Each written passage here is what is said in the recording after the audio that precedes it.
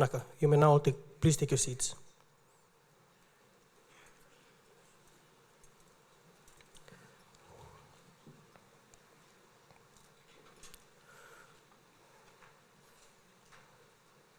Your Excellency, the President of the Republic of Fiji, Ratu Naiqama Lalabalavu, the Chief Justice, Your Lordship, the Honorable Justice Salisi Temu, the Minister for Justice and Acting Attorney General, Honorable Siromi Turanga, Honorable Government Ministers and Members of Parliament that are present with us this morning, the Speaker of the Parliament of Fiji, the Honorable Filimon Chitoko, Your Excellencies, Members of the Diplomatic Corps, the Learned Solicitor General, Mr. Ropati Green, Permanent Secretaries and Senior Government Officials, invited regional participants, learned members of the legal fraternity, distinguished guests, ladies and gentlemen. On behalf of the Honorable Attorney General and Solicitor General, I would like to briefly welcome you all to this auspicious annual gathering of lawyers, law and policymakers, and professionals. Now, before we proceed any further with the program, and as is custom in the Pacific region, for any auspicious gathering such as this, we will begin with a word of prayer. At this time, I'd like to call upon Mr. Asiborosi Nesia, the Namaka Circuit Minister, to pray for us and bless this conference. Vinaka.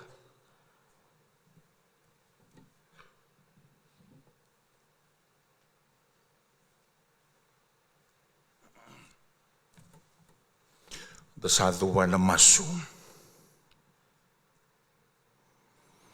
Almighty God, we gathered here today in the spirit of unity and purpose, bringing together legal professionals from Fiji and across the region. We pray for your guidance and wisdom as we deliberate on matters of law, governance, and justice. Grant us the humility to learn from one another, the knowledge to contribute to the development of the new laws, and the integrity to uphold the rules of law for all citizens. Bless the discussions that may lead to fair, transparent, and accountable legal processes. May our works here strengthen our institutions and protect the rights of the weak and the vulnerable. We ask for continued blessing upon our leaders and all those who serve the public, that may we act with courage and work for the betterment of our nation. May Almighty God bless us, and may God bless us all. And we ask in Jesus' name we pray. Amen.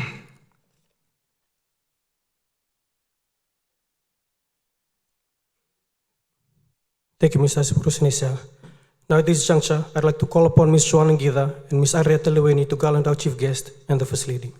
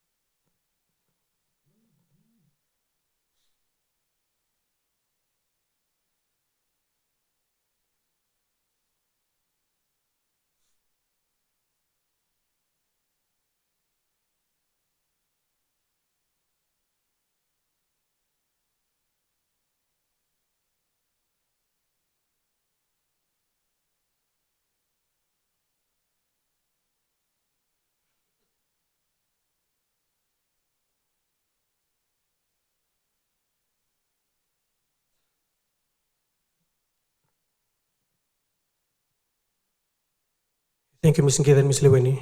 Now I kindly invite the Solicitor General, Mr. Ropati Green, to deliver his welcoming address.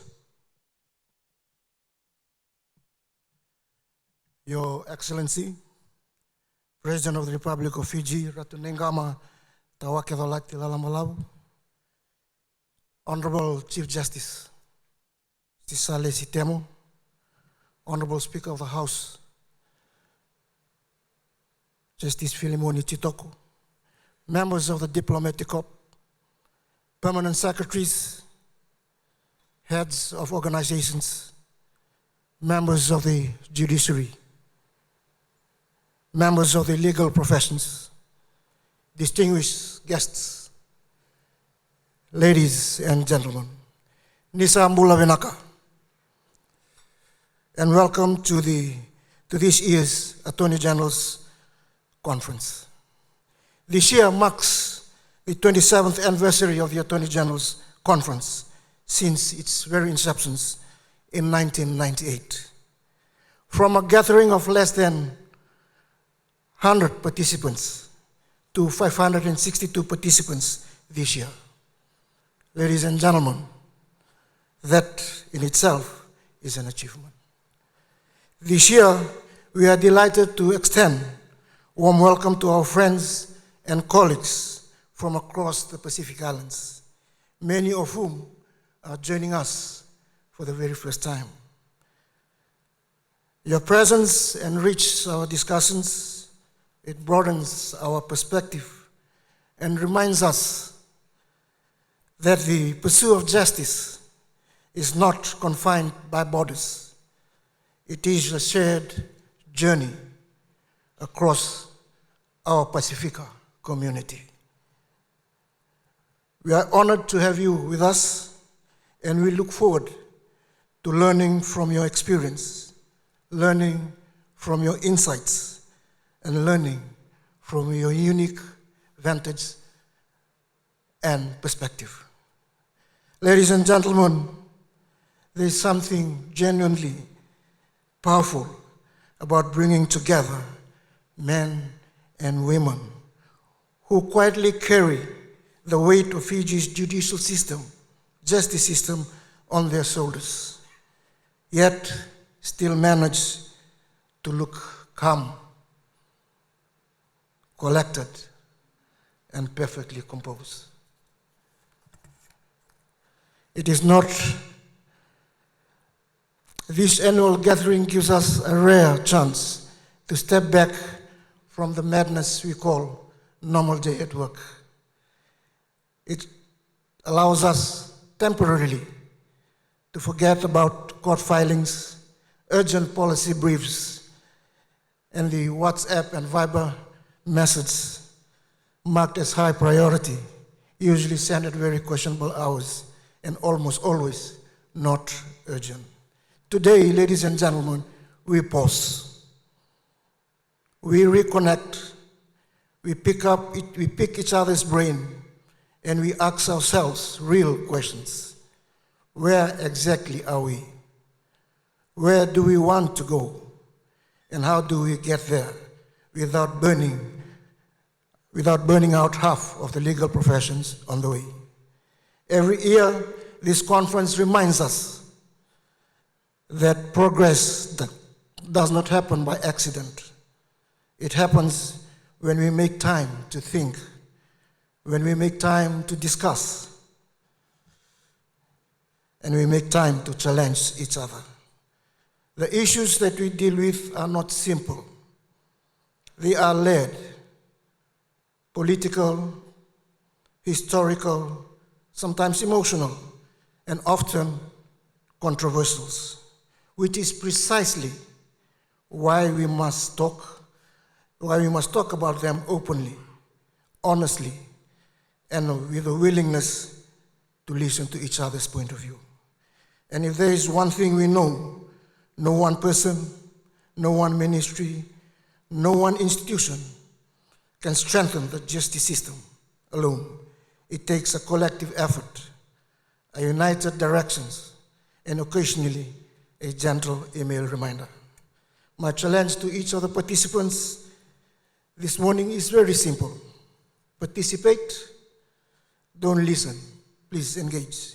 Ask questions.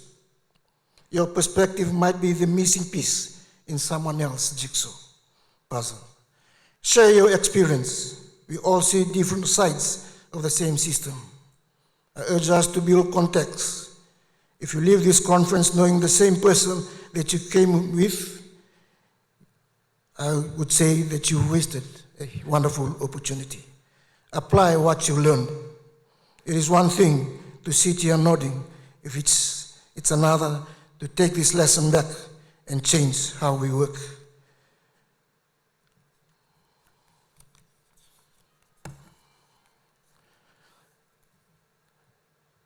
Let me also highlight that some of the best reforms, the best collaborations, and the best ideas are born not in formal meetings, but over a cup of tea, a conversation in the corridor, or during cocktail at the end of the day.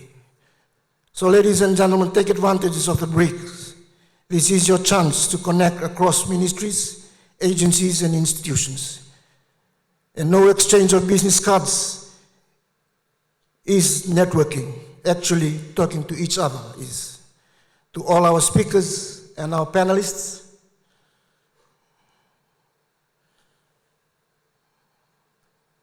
thank you for lending us your expertise and your time.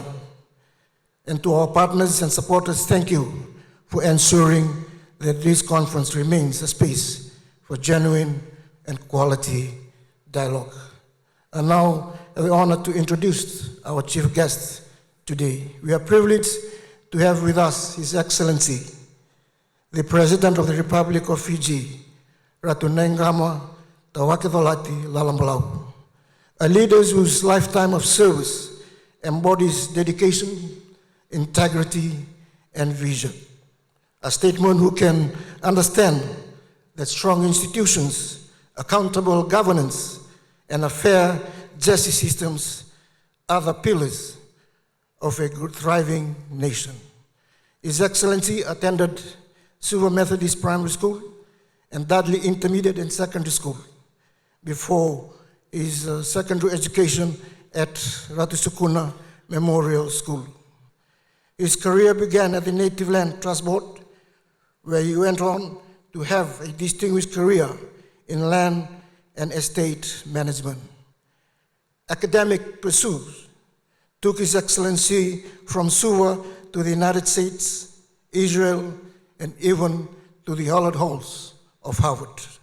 His Excellency's professional accolades includes a master's degree in international diploma from Clark University, Massachusetts, postgrad diploma in integrated development or regional development planning from the Development Studies Center in Israel, and of course, from Harvard University.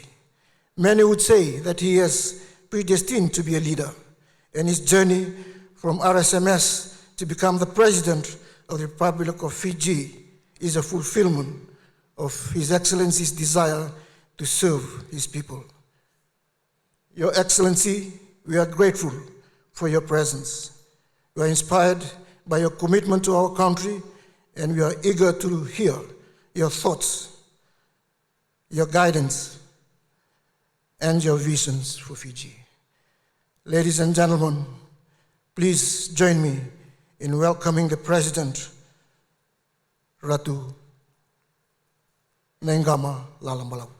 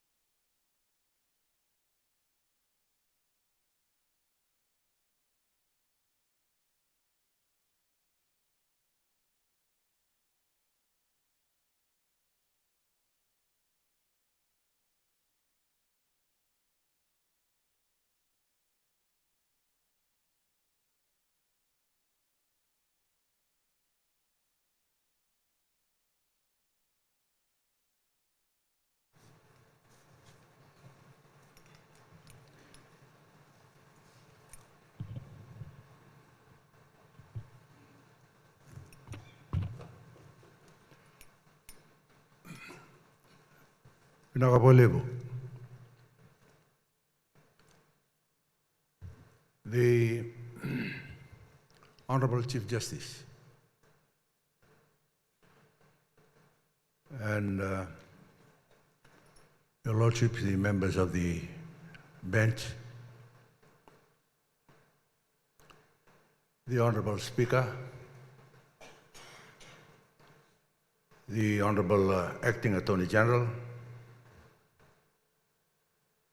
Honorable Cabinet Ministers, Your Excellencies, members of the Diplomatic Corps, distinguished panelists, and members of the legal profession, ladies and gentlemen. Nisambula Vinaka, Namaste, and a very good morning to you all.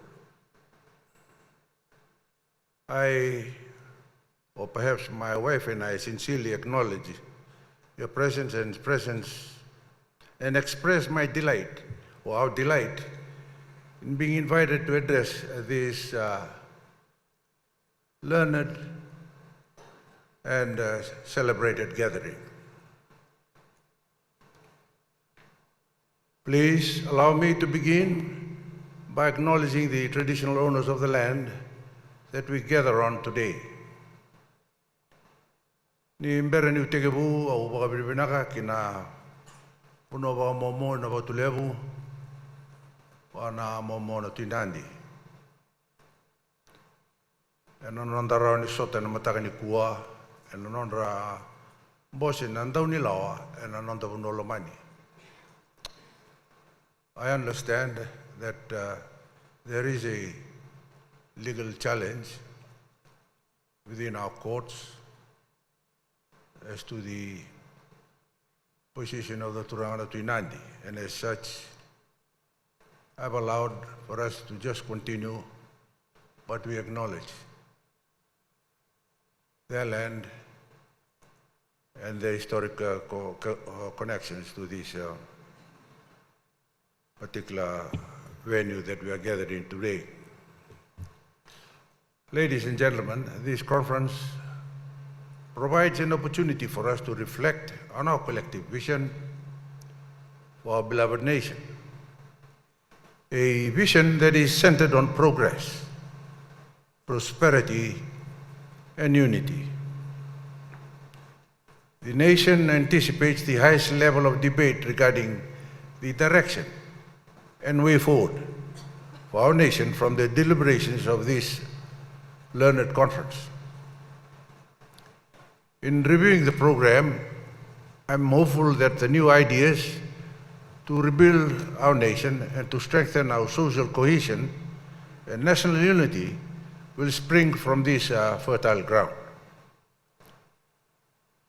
The challenge raised by the late President John F. Kennedy at his inauguration comes to mind. Ask not what your country can do for you, but ask what you can do for your country. Ladies and gentlemen, this is the gauntlet that is laid before all of us today. More than ever, as Fijians, as the people of Fiji, regardless of ethnicity, religion, or political affiliation. I am reminded of the teachings of the spiritual guru of Sai Baba and his successor, Sad Guru Sai. And it goes like this: you love all and serve all. Help ever, hurt never.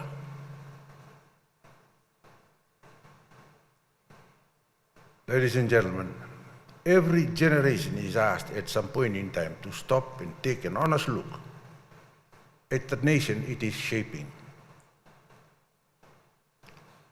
Are we merely managing the present?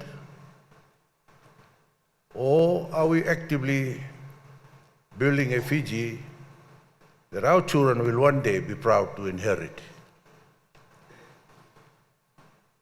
It is a moment to pause, to reflect, and to analyze with clarity the issues that lie at the heart of our country's future.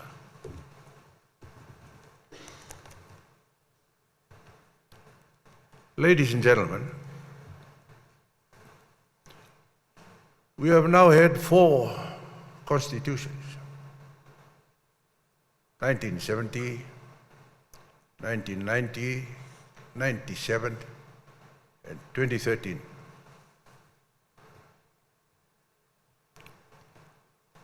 The fact that we have had 4 constitutions means that we have tried and failed to establish a foundation, solid foundation that is acceptable to the majority of the people.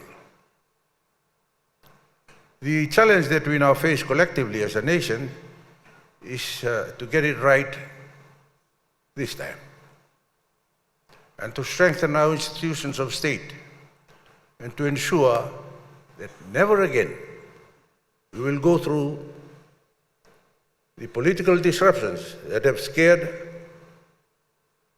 our nation. The work of nation building requires each and every one of us, ladies and gentlemen. I'm encouraged by the work of the Truth and Reconciliation Commission, where Honorable Prime Minister testified last week. There is much pain in our nation, and the Truth Commission offers us the opportunity to listen to each other and to learn and come back together to rebuild our nation. I hope, ladies and gentlemen, that every Fijian will support the work of the Truth and Reconciliation Commission. As a nation in transition and undertaking the work of nation building, I urge us all to come together in this great effort of ours. We must get it right, especially for the future of our generations. In reviewing the conference program, I note that it is both comprehensive and strategic to deal with the key challenges of our time. The conference program requires you to review the structures that underpin the functioning of our state, the design of our electoral system and institutions, the governance of native land, the protection of our children,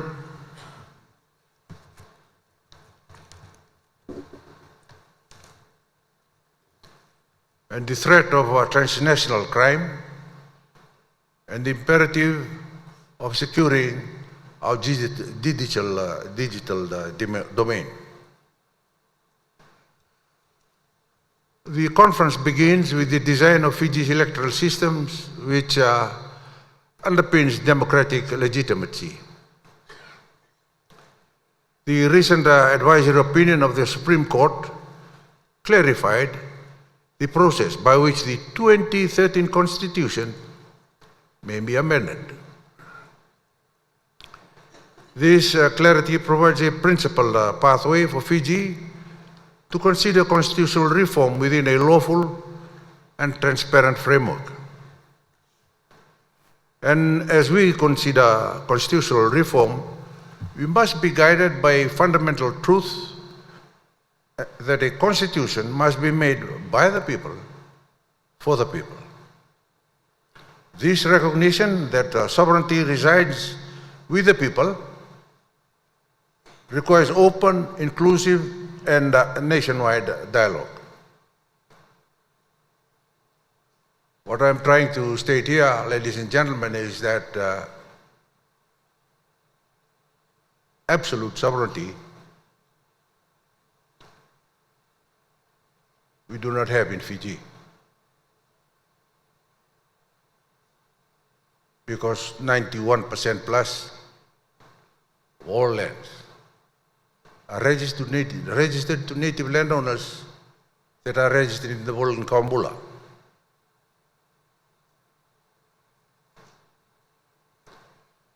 As such, this sovereignty resides with the people. Whenever government needs it or wants it for national development, whether it is roads or bridges or whatever, and in keeping with this principle, the government, through the Law Reform Commission, has undertaken work in reviewing Fiji's electoral laws.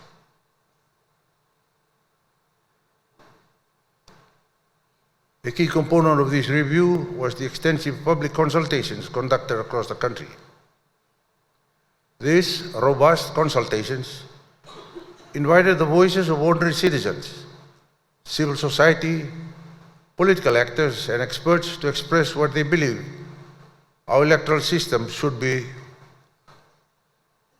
like or should look like.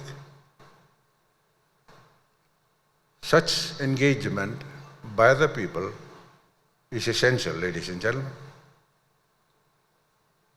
The electoral systems must be trusted and very well understood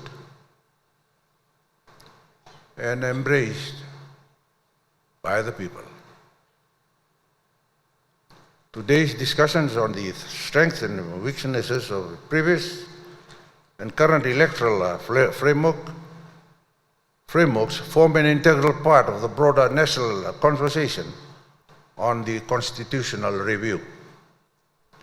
For both the Constitution and the electoral laws, a robust consultation process is essential.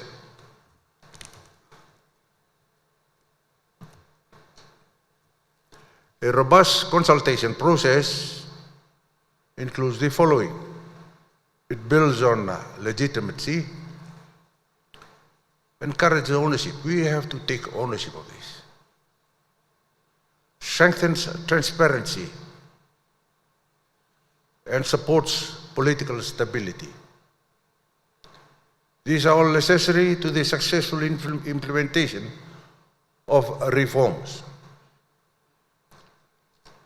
Let us not have constitutional consultations merely to tick a box. The people should be heard at every stage. From the very beginning, including the preparation of the terms of reference, the appointment of members of the Constitutional Review Commission, and the formulation of consultation documents through public hearings. And for the people should be able to see the draft law or bill and to comment on it before it is tabled in Parliament. My simple request here is let's not rush this. Let's take it easy for the benefit of our people.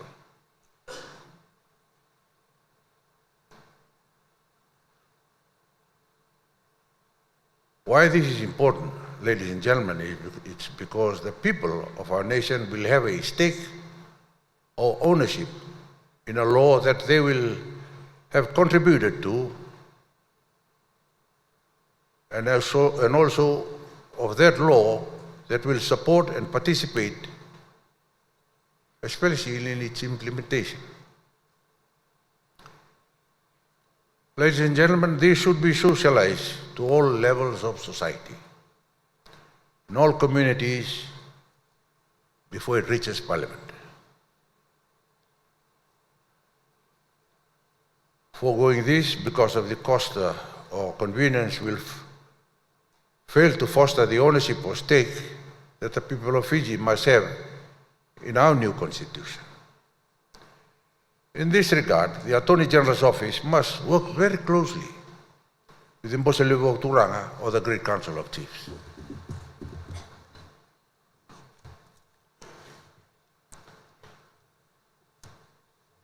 The Fijian Affairs Act,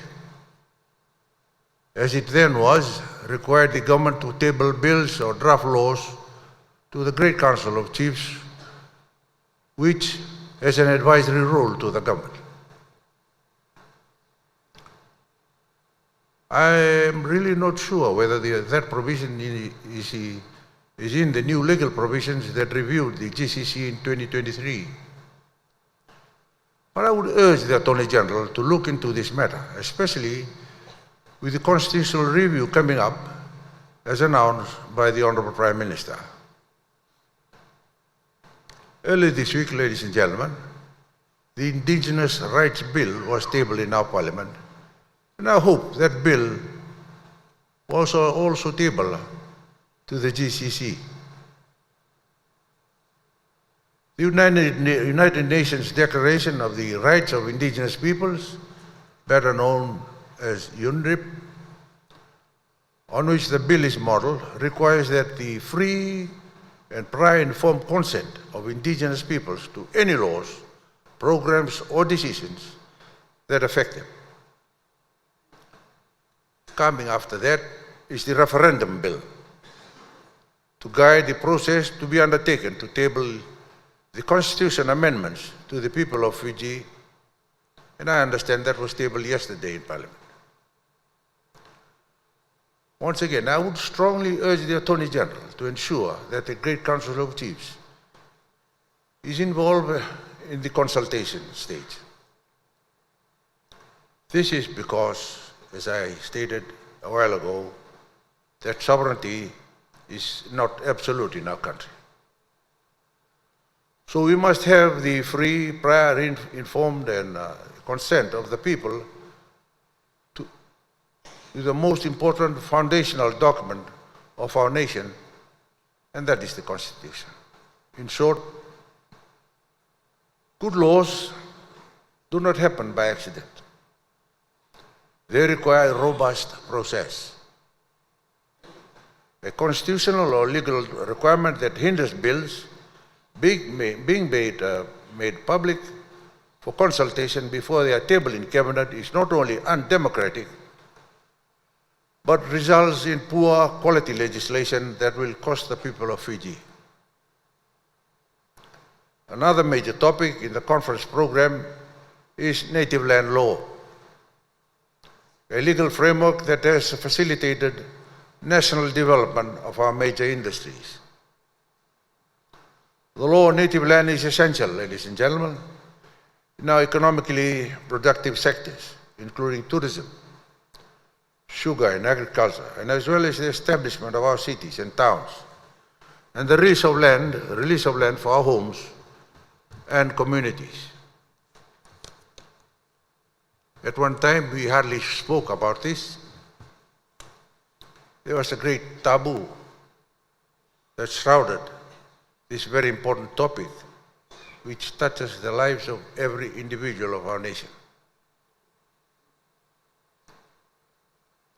I am pleased to note that this is part of the agenda for this 2 days meeting.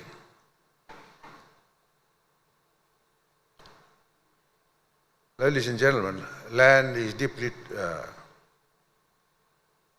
tied to identity, heritage, well-being, and more importantly, national development. The examination of colonial legacies, institutional mandates, reversionary rights or principles, lease arrangements, and economic realities later this morning is to be commended. Our responsibility is to ensure governance framework that protects customary ownership of land and the prosperity and participation of landowners while enabling all communities and the nation to prosper. Again, the principle of free and prior informed consent, the requirement for effective consultation, is crucial to the reform of our laws on native land. And once again, the Attorney General must work closely with the Great Council of Chiefs in this regard. We cannot run two parallel governments at any point in time. But we need to position our Great Council of Chiefs properly, legally, so as to ensure of their continuing support in whatever government of the day comes to govern.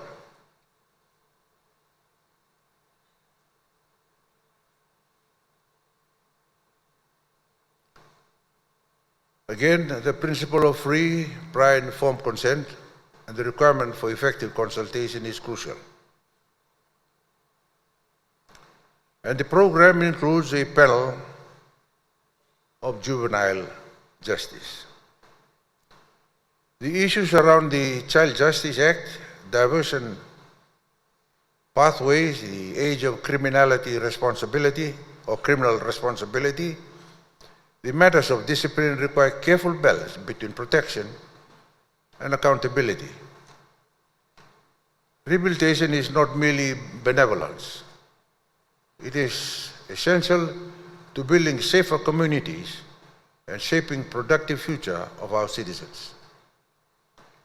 Our approach must respect the cultural context and community realities while meeting international standards. I'm encouraged that tomorrow you will address transitional organized crime, one of the most pressing challenges facing our nation. The widespread use of illicit drugs, particularly methamphetamine, is now a national emergency, ladies and gentlemen. On a recent tour up to UK, I had a meeting with the leaders of our British Armed Forces. And I kind of challenged them. Since they have very elite groups participating in every situation around the world, Fiji is encountering a big problem here. And I support the position taken by the military in engaging the military of New Zealand to undertake serious surveillance within our waters. Our waters have become a conduit for illicit drugs transactions. I shared with them the latest technologies. They use GPS. They come in a yacht, pretending to be a tourist in the yacht, dropping at a secluded and well pinpointed position this big haulage of drugs from America, or probably from South America. And then after 2 weeks it floats.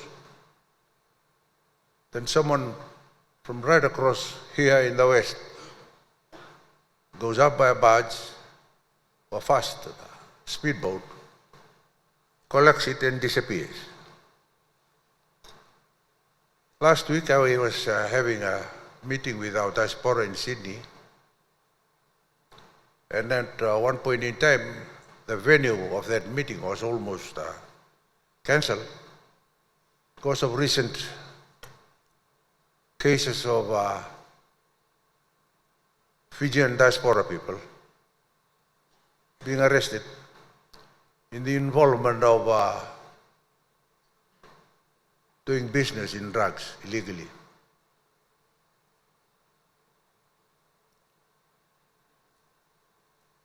Ladies and gentlemen, as I address you this morning, this is really a serious case.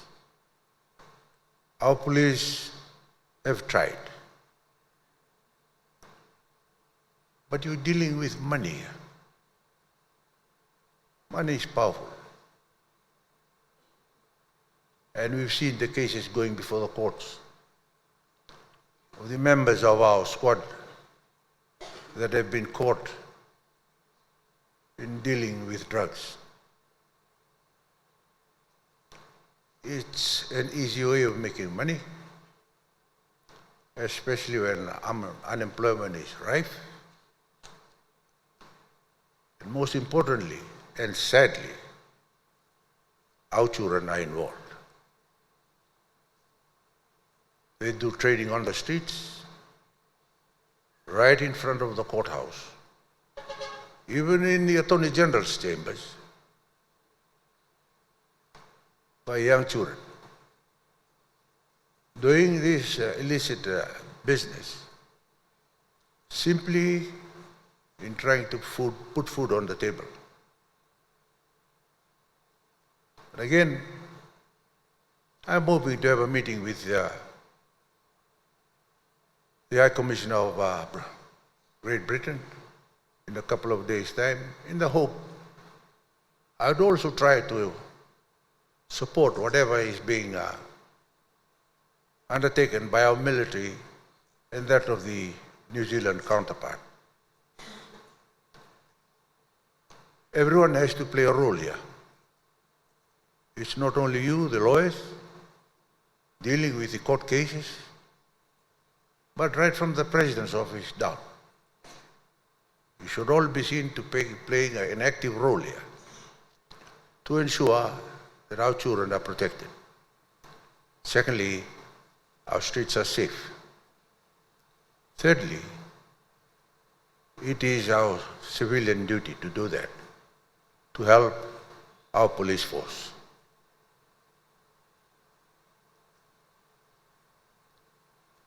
Once again, ladies and gentlemen,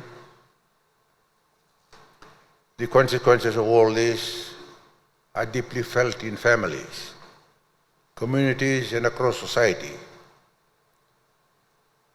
It is now fueling an epidemic of HIV cases across the nation. It is bringing more load and problems to our nation. Strengthening maritime surveillance is just one part of this. Modernizing enforcement tools, enhancing asset recovery laws, and fostering regional cooperation are all essential components of our national response to transnational crime.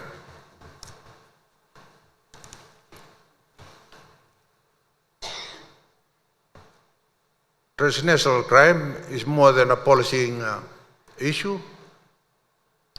It is a direct threat to sovereignty, most importantly, stability, and to the rule of law.